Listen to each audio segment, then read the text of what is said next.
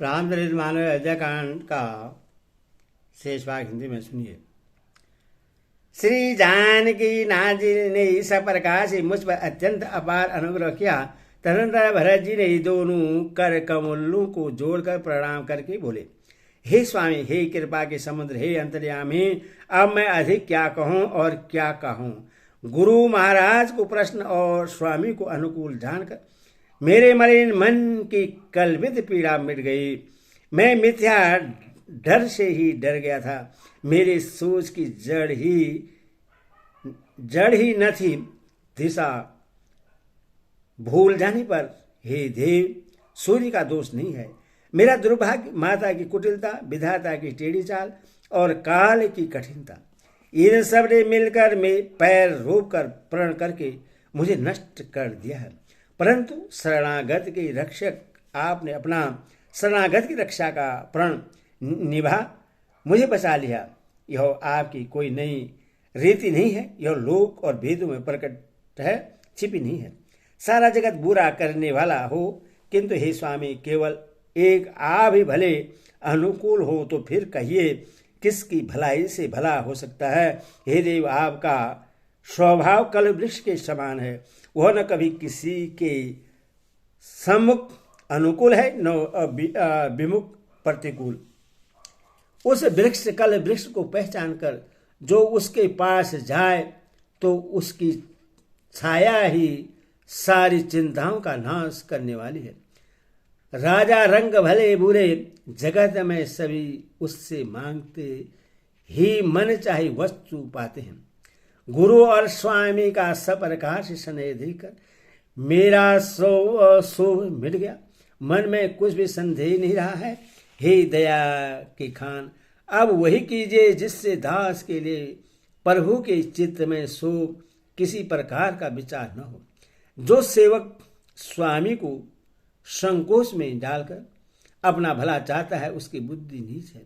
सेवक का हित तो इसी में है कि वह समस्त सुखों और लोभों को छोड़कर स्वामी की सेवा ही करे। हे नाथ, आपके लौटने में सभी का स्वार्थ है और आपकी आज्ञा पालन करने में करोड़ों प्रकार के कल्याण है। यही स्वार्थ और परमार्थ का सार निचोड़ है। समस्त पुण्यों का फल और संपूर्ण शुभ गतियों का श्रृंगार है। हे देव, आप मेरी इस एक विनती सुनकर फिर जैसा उचित हो वैसा कीजिए। राज तिलक की सब सामग्री सजाकर लाई गई है, तो प्रभु का मन माने तो उससे सबल कीजिए, उसका उपयोग कीजिए। छोटे भाई शत्रुघ्न समेत मुझे वन में भेज दीजिए और अयोध्या लौटकर सबको सनाथ कीजिए। नहीं तो किसी तरह भी यदि आप अयोध्या जाने को तैयार न हो तो हिनान लक्ष्मण और शत्रुघ्न दोनों भाइयों को लौटा दीजिए और मैं आपके साथ चलूं। अथवा हम तीनों भाई वन चले जाएं और हे रघुनाथ जी, आप श्री सीता जी सहित अयोध्या को लौट जाइए। हे दया सागर, जिस प्रकार से प्रभु का मन प्रश्न हो वही कीजिए। हे देव, आपने सारा भार जिम्मेवारी मुझ पर रख दिया, पर मुझ में न तो नीति का विचार है न धर्म का। मैं तो अपने स्वार्थ के लिए सब बातें कह रहा हूँ। आर्थ दुखी मनुष्य के चित्त में चेत विवेक नहीं रहता। स्वामी की आज्ञा सुनकर जो उत्तर दे, उससे ऐसे सेवक को देखकर लज्जा भी लज्जा जाती है। मैं अवगुणों का ऐसा अथाह समुद्र हूं कि प्रभु को उत्तर दे रहा हूं, किंतु स्वामी आप स्नेहवश साधु कहकर मुझे सराहते हैं। हे कृपालु, अब तो वही मत मुझे भाता है जिसे स्वामी का मन संकोच न पाए। प्रभु के चरणों की शपथ है, मैं सत्य भाव से कहता हूं, जगत के कल्याण के लिए एक वही उपाय है। प्रश्न मन से संकोच त्याग कर प्रभु जिससे जो आज्ञा देंगे उसे सब लोग सिर चढ़ाकर पालन करेंगे और सब उपद्रव और उलझने मिट जाएंगे। भरत जी के पवित्र वचन सुनकर देवता हर्षित हुए और साधु साधु कहकर सराहना करते हुए देवताओं ने फूल बरसाए।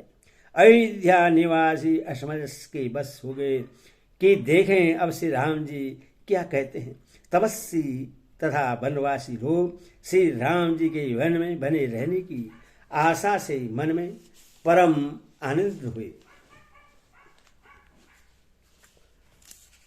किंतु संकोची श्री रघुनाथ जी चुप ही रह गए।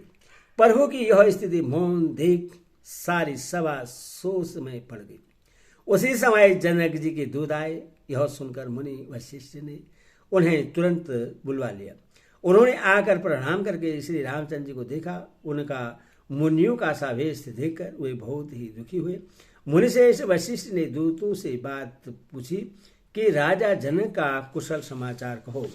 वह मुनि का कुशल प्रश्न सुनकर सुख जाकर पृथ्वी पर मस्तक नवाकर वे श्रेष्ठ दूत हाथ जोड़कर बोले, हे स्वामी, आपका आदर के साथ पूछना यही है कि गोसाई कुशल का कारण हो गया, नहीं तो ही नाथ कुशल से तो सब कौशल नाथ दशरथ जी के साथ ही चलेगी। उनके चले जाने से यो तो सारा जगत ही अनाथ स्वामी के बिना ऐसा हो गया, किंतु मिथिला और अवध तो विशेष रूप से अनाथ हो गए। अयोध्यानाथ की गति दशरथ जी का मरण सुनकर जनक पूर्वासी सभी लोग शोकवश बावले हो गए, सुध बुध भूल गए। उन सब ने उस समय उन्होंने जिन्होंने विधेय को शोकमग्न देखा, उनमें से किसी को ऐसा न लगा कि उनका विधेय देहाभिमान रहित नाम सत्य है, क्योंकि देहाभिमान से शून्य पुरुष को शोक कैसा। रानी की कुचाल सुनकर राजा जनक जी को कुछ सोच न पड़ा। जैसे मणि के बिना सांप को नहीं सूझता, फिर भरत जी को राज्य और रामचंद्र जी को वनवास सुनकर मिथिलेश्वर जनक जी के हृदय में बड़ा दुख हुआ। राजा ने विद्वानों और मंत्रियों के समाज से पूछा कि विचार कर कहिए, आज इस समय क्या करना उचित है। अयोध्या की दशा समझकर और दोनों प्रकार से असमझ जानकर चलिए या रहिए। किसी ने कुछ नहीं कहा।